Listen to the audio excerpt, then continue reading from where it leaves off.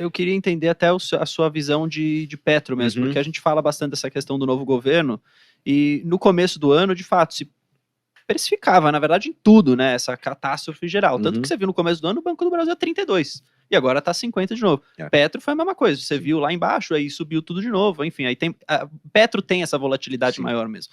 Mas por que você falou aqui que vocês têm o buy para Petro? O que vocês veem de bom? E depois o Vitão pode até, se ele quiser trazer um contraponto, acho que é legal também. Vamos lá. A gente indicou a Petrobras, se não me engano, no final de 2019, um pouquinho antes da pandemia. Veio a pandemia, né, jogou as cotações de tudo para baixo, o petróleo teve alguns contratos que chegou até patamar negativo, a gente manteve, e daí o petróleo voltou para sua média histórica ali de 70 e poucos dólares ao tempo, foi se recuperando, né? E a nossa visão era de que, poxa, a empresa tinha sido saneada da maior dívida do mundo para ser viria a ser uma das maiores pagadoras de dividendo, né? A nossa leitura é a seguinte, a empresa ficou, se não me engano, 4 anos sem pagar dividendo, se não me engano, de 2015, 16, 17, 18, posso estar enganado é tanto número que a gente vai se perdendo, mas pode ver depois no Status Invest lá. Só que o que aconteceu? Ela não estava pagando dividendos porque ela estava retendo capital para amortizar aquela dívida e vendeu uma série de ativos não core, né? E em algum momento ela ia ficar só com o filé mignon, que é o pré-sal, né? E hoje 80% da produção dela vem do pré-sal. E a gente acreditava que, poxa, uma empresa saneada, que tem ativos bons, poderia ser uma empresa de dividendos, principalmente quando o governo federal precisa de dinheiro para fazer as suas políticas públicas, né? E de certa forma foi isso que aconteceu.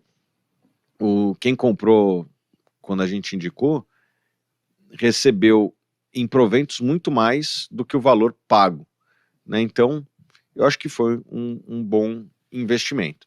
Agora, temos um novo governo. Então, eu brinco que assim, quem seguiu a gente lá atrás já tá jogando com o dinheiro da casa, né? Porque o cara botou 100, já botou 150 mais ou menos de dividendo e ainda... Já tirou o que colocou, já agora tirou só o que colocou, agora tá jogando com o dinheiro da casa. E a minha tese é de que 4 anos para uma empresa de petróleo assim, é que nem vida de cachorro, né? Que um ano vale mais. Aqui acho que é o contrário. As vidas das empresas de petróleo, elas são longas, né? E por mais que às vezes a gente tenha um governo que faça besteiras, e dá para fazer besteira, vem sempre alguém que conserta, e eu acho que se tem alguma coisa que a Petrobras mostrou é uma capacidade de regeneração muito rápida, né? A gente teve o maior escândalo de corrupção da história, né? A maior dívida corporativa da história, e depois de 4 anos estava pagando talvez um dos maiores dividendos da história também. Ela começou a pagar dividendo no trimestre, o que ela chegou a valer na mínima. Exato, então, tipo, a capacidade de regeneração, né, lembra o Wolverine, assim, o cara leva tiro, leva porrada e tal, e depois nasce mais forte, né? Nasce mais forte. Como um então, adamantium, né? Antes era osso. Eu não gosto de muitas coisas do que estão fazendo. Eu acho que outras têm várias amarras, né? Que não dá para fazer muita coisa do passado. Eu acho que a sociedade também está mais vigilante, mais cansada, né? E eu acho que demora para fazer, né? Mesmo o Petrolão demorou, sei lá, 15 anos para quebrar a empresa. Mas nesse nível atual, assim, de preço, até tentando fazer, como se fosse um advogado do diabo aqui. Se a Petrobras inventar, por exemplo, vamos começar a investir construir refinaria e voltar tudo que a gente estava fazendo, eólica offshore, né, que era uma intenção, isso não poderia causar uma degradação muito grande no fundamento da empresa a ponto do preço cair tanto, e não seria talvez uma melhor entrada nesse momento?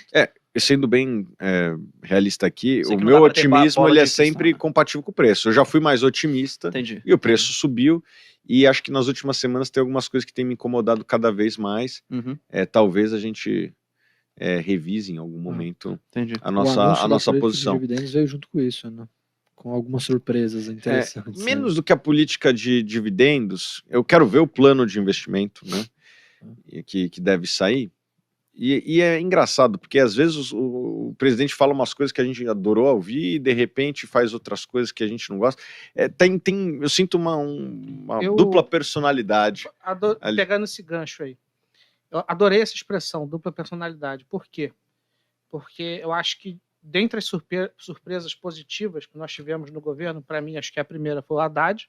Ele está sendo bem razoável em relação ao que você imaginava. Uma surpresa muito grande. Ele foi E a- razoável e a em termos fiscais aqui em São Paulo. E o segundo, para mim, é o Prates. Eu sabia que ele era senador. Aqui o embate de ideias, né? Agora já começando a trazer o meu argumento.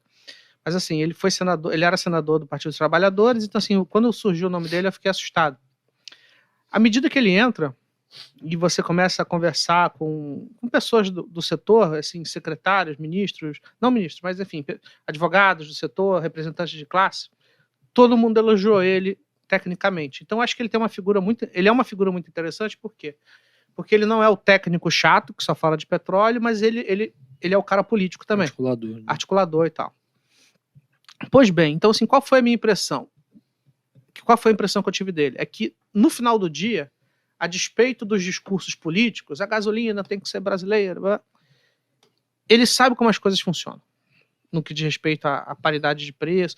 Eu não posso afirmar categoricamente, porque eu não estou dentro da cabeça dele, mas assim, quando você pega o cacuete do cara falando, você vê que ele sabe como as coisas funcionam, entendeu? Então, assim, quando começou a vir o próprio plano de investimentos, aí quando ele lançou a questão das eólicas offshore, logo em seguida ele fez um vídeo falando, não, gente, calma, é uma coisa de muito longo prazo, daqui a 10 anos, não sei o quê. Então, assim, eu achei que ele foi um ponto de razoabilidade muito interessante para a Petrobras. E o que a gente vê hoje é o deságio de 25%, né, 25% tanto do diesel quanto da gasolina. Esse é o primeiro ponto. E o segundo ponto é que, aparentemente, pegando conversa de bastidor, né, que sai nas notinhas da Folha, do Antagonista, e sai de todas as fontes, que é fofoca, a gente nunca sabe se é verdade, mas em algum momento essa fofoca pode virar verdade, mas que aparentemente ele está balançando no cargo.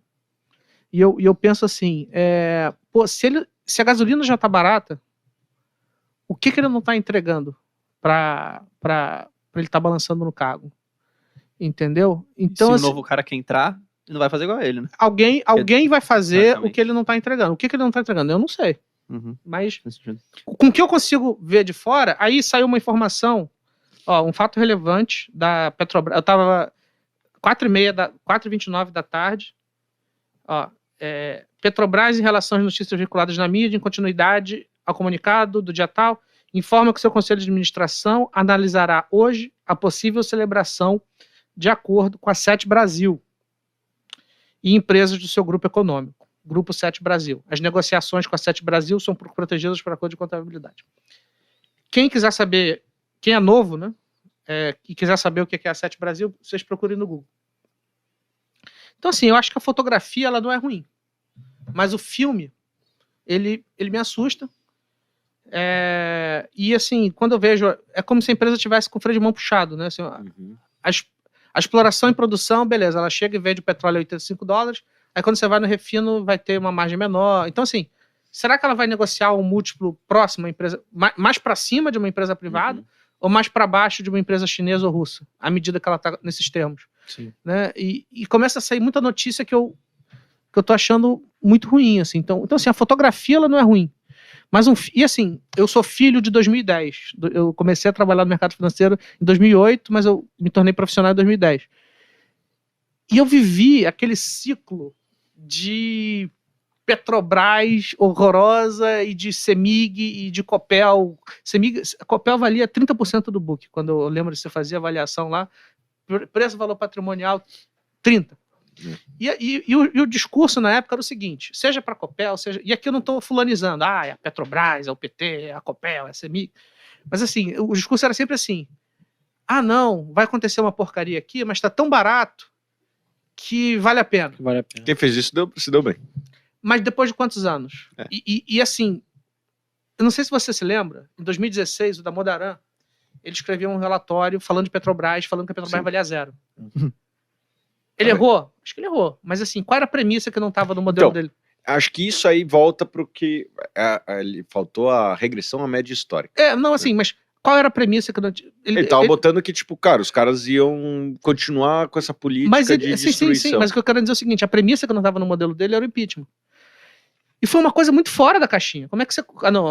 entendeu? Tudo aquilo que não é sustentável, uma hora acaba. Aí... acho que ele não Pois botou mas isso. assim, e aí... Eu amo mas ele, tá, aí assim, eu... Não, claro, mas aí eu vou começar a comprar a Petrobras agora. E a gente sempre olha em relativo a outras coisas. Pô, olha a Prio. Aonde vai estar a Prio daqui a 4 anos, em termos de produção? Soltou um resultado muito bom, né? Aonde vai estar a Prio daqui a 4... E esse assim, pra pegar o case mais redondo. Não tô nem falando de recôncavo e de 3R. O valuation não é tão diferente assim, se você pegar 2 anos. Aí eu fiz um relatório, aqui vendendo peixe, que quando eu pego ali, tudo bem, a fotografia da Prio, ela não gera tanto caixa quanto a Petro.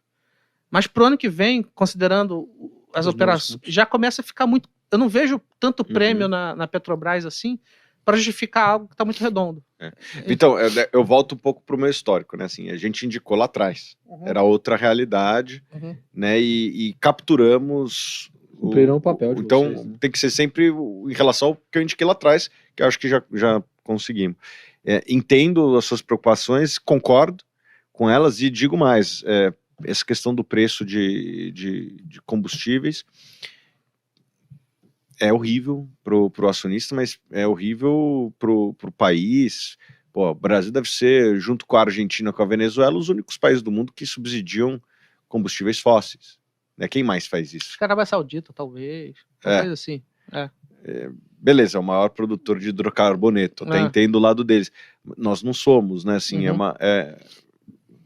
enfim, não faz muito sentido na minha concepção. Inclusive, eu acho que, poxa, a Marina tinha que se posicionar, entendeu? Ela não é a pessoa que é bandeira. Mas então. Esperar a Marina, ela tá andando. Mas assim, a ministra do Meio Ambiente tinha que se posicionar. Isso tem impacto em várias cadeias, né?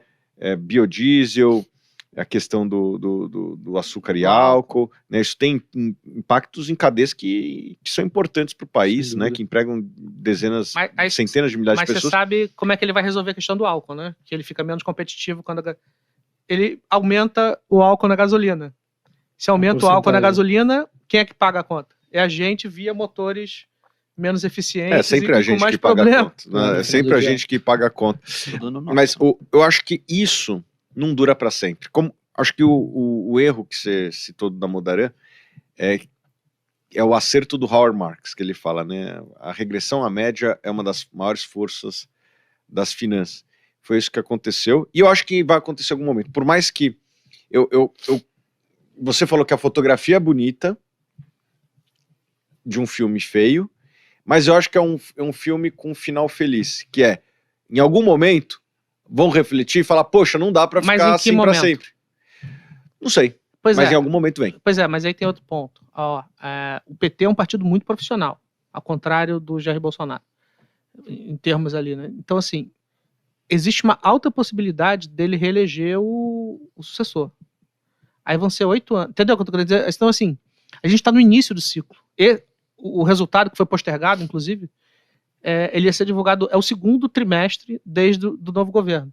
Então, se a gente pensar em 8 anos, eu vou querer um case de freio de mão puxado, com altos riscos, né? E sempre vai naquela lógica de, não, você bota esse prejuízo aqui, ainda tá barato, e uma das premissas disso funcionar é o ativo continuar barato.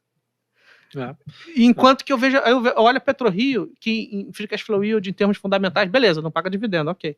Então não entra em certas estratégias, né? Dependendo da carteira que você tem. Redonda, porrando em resultado, vai entregar 200 e tantos mil barris, cheio de oportunidade de M&A. Então, assim, eu penso muito no relativo também. Daqui a 5 anos, daqui a 4 anos, aonde vai estar a PetroRio, em termos de produção e geração de caixa, e aonde vai estar a Petrobras. Não acho que a Petrobras vai estar um cacareco a R$4, como ela chegou no passado, mas vai ter sido um bom case em relação a outras oportunidades. Uma coisa que eu concordo com você é que eu estou menos otimista do que eu estava, né? Muito porque o preço subiu, né? E segundo porque o que eu via, né? E eu começo a mudar de opinião. Só vi boas notícias no primeiro semestre, né?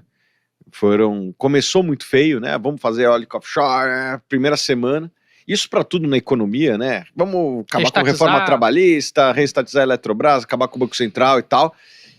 E daí eu vi um governo indo mais para o centro ao longo Puxado do pro segundo centro, trimestre. Bom, puxado para o centro, mas indo para o centro. Ninguém mais fala de acabar com a autonomia do Banco Central. Só o Lula fala, mas ninguém mais liga. Tipo ele isso. fala ainda. Ele ainda fala, mas aí todo mundo fala, deixa o cara falar aí, deixa o bêbado falando, a gente sabe? levantou- Deixa eu falar aí. A gente Deixa levantou eu um falar, ponto deixa eu esses dias que é a força, né? E até você e o Zé falaram sobre isso, que é a Uhum. força com que o Congresso tem hoje e também o medo que eles têm de tomar uma opinião impopular, né? Porque a gente viu na última eleição muitos desses que votaram contra os seus ideais não sendo reeleitos. de traírem a base É. que elegeu. Então, acho que hoje em dia tem isso que eu tô falando. Acho que o Congresso, na verdade, é o que está fazendo o governo Lula ir para o centro. É. Mesmo o Lula não querendo ir para o centro. Beleza, tá indo por cento, mas me incomodou algumas coisas na Petrobras, que eu acho que ali é a frente do governo que tá indo no lugar que eu não gostaria. Porque as Entendi. outras, beleza, estão sendo puxados pro centro. Não se fala mais É. de acabar com Exato. a reforma trabalhista, de Marco do saneamento. acabar com o marco do saneamento, isso tudo ficou para trás. Se você pegar, a única coisa que me incomoda de ação do governo é preço de combustível. Acho que aqui é importante, né, Vitão, a gente explicar, né, pra quem está nos acompanhando aqui, a população, de por que é importante a gente ter um preço compatível com o mercado internacional. Se o Brasil não tem um preço compatível com o mercado internacional, né, hoje o Brasil ele é dependente da importação de derivados de petróleo, gasolina, diesel, etc. Então, vai em importadoras, compram no mercado internacional e vendem no Brasil. Quando o Brasil tem preços mais baixos do que o mercado internacional, o cara não compra lá para vender aqui, porque ele vai ter que tomar prejuízo, né? E a iniciativa privada não aguenta operar com prejuízo durante muito tempo, então ele para de importar. No que para de importar, o que a gente faz, né? Temos que aumentar a nossa capacidade de refino e provavelmente operando no prejuízo, porque a gente vai ter que comprar, botar insumos aqui para vender, coisa que a gente podia estar vendendo no mercado internacional, não estamos vendendo, em alguns casos até operando no prejuízo, como foi o caso lá atrás, né? Operando no prejuízo, ou a Petrobras se endivida, ou faz desabastecimento. Na Argentina eles foram para o caminho do desabastecimento, né? Não conseguem trazer tanto combustível lucrativo, então tem desabastecimento. A Petrobras antes foi no endividamento. No endividamento. E olha só o que aconteceu. Tem uma hora que o endividamento começa a ficar tão alto que o banco privado, um Itaú, um JP Morgan, fala que não quero mais emprestar, dinheiro, né? E sai de campo. Quais foram os últimos 3 bancos que emprestaram? Banco do Brasil, Caixa e BNDES. Inclusive eu tive relatos de fontes que estourou-se o limite no BNDES que davam para a Petrobras. Então até no BNDES mudaram para a política de empréstimo para socorrer a Petrobras. Bom, o Brasil, exatamente. O que aconteceu? E eu acho que daí, bom, não vou dizer que infelizmente, mas uma das coisas que o consumidor não percebeu é que se a Petrobras continuasse se endividando tanto, estourando os limites de crédito dos bancos, uma hora ela ia ficar inadimplente nesses bancos. Só para falar perto do mic, só para o pessoal conseguir. Perto do mic. Tá. E daí esses bancos não iam receber o dinheiro, iam tomar prejuízo. Quando o Banco do Brasil, o BNDES e a Caixa tivessem prejuízos enormes, o que eles iam falar? Eles iam pedir dinheiro para o acionista. Quem é o acionista? O governo, por favor, me recolhe. E o governo ia ter que ou imprimir dinheiro ou aumentar os impostos, que é nas costas do contribuinte. Exato. Então, por que eu falo que infelizmente talvez esse cenário não aconteceu? Infelizmente talvez nós brasileiros não tenhamos aprendido. A gente parou nos bancos, né? A gente destruiu o balanço da Petrobras, a gente estava num caminho de destruição do balanço dos bancos, daí foi estopado pelo impeachment. Então a população não sofreu a terceira consequência, porque parou na segunda, que seria aumento de impostos ou inflação. Como a gente parou na segunda, a população não sofreu tanto. Infelizmente as pessoas às vezes aprendem sofrendo, né? Como parou nessa segunda camada, né? Sim. O brasileiro não sentiu. Uhum. Infelizmente eu acho que talvez a gente esteja começando a deteriorar a primeira camada. Sim. E vamos ver esse filme novamente. Quanto tempo demora para chegar na segunda camada? Vamos ver. Eu acho que o lucro da Petrobras nesse patamar, ela não opera com lucro, com prejuízo, mas o lucro reduzido.